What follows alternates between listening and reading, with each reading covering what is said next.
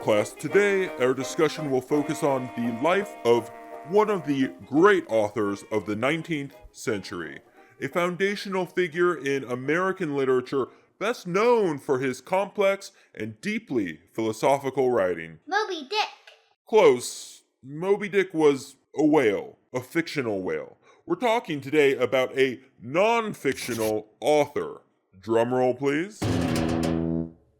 That is not a drumroll. My bad. Herman Melville. What? That's the author, the name of the author that we are discussing today. Got it. Melville, born in 1819, was an American novelist, short story writer, and poet. Aha! Don't forget, I was also a customs inspector. That's right. Don't want to forget your other endeavors, I suppose. Thank you. Melville is celebrated today as one of the greatest Customs inspectors of all time. No, that's not what I was going to say.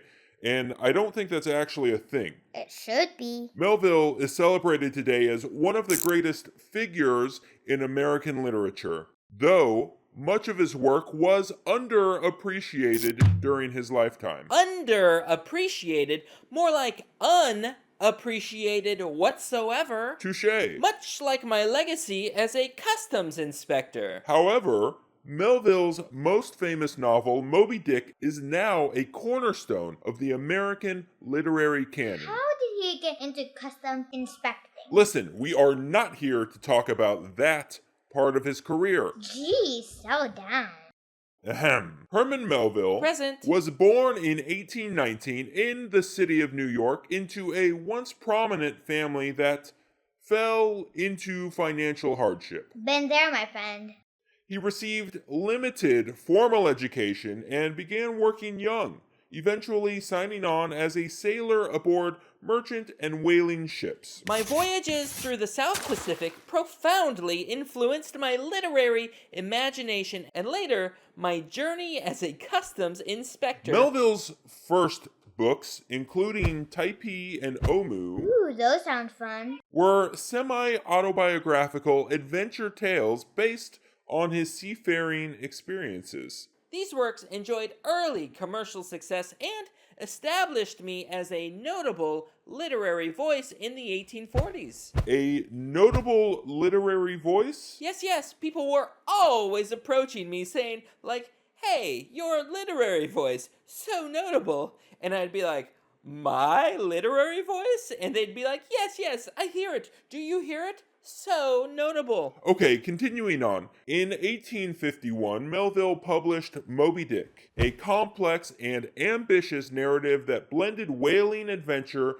with philosophical inquiry, biblical allusion, and metaphysical inquiry. What do you mean metaphysical? Metaphysical.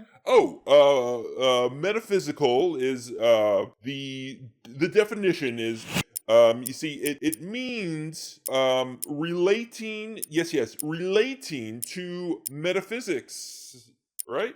There you go. What's metaphysics? I knew you were going to ask that. It's, you see, knock knock. Who's there? Meta who? metaphysics teacher down at the science lab. He doesn't know the answer.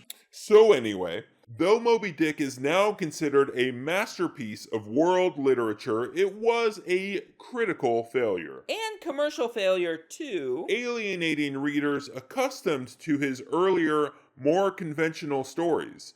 In the ensuing years, he published other writings, Bartleby the Scrivener in 1853 and Benito Cereno in 1855, which are both now hailed as pioneering psychological and political narratives. My turn towards symbolism, ambiguity, and existential themes marked a departure from literary norms that some people just weren't ready for.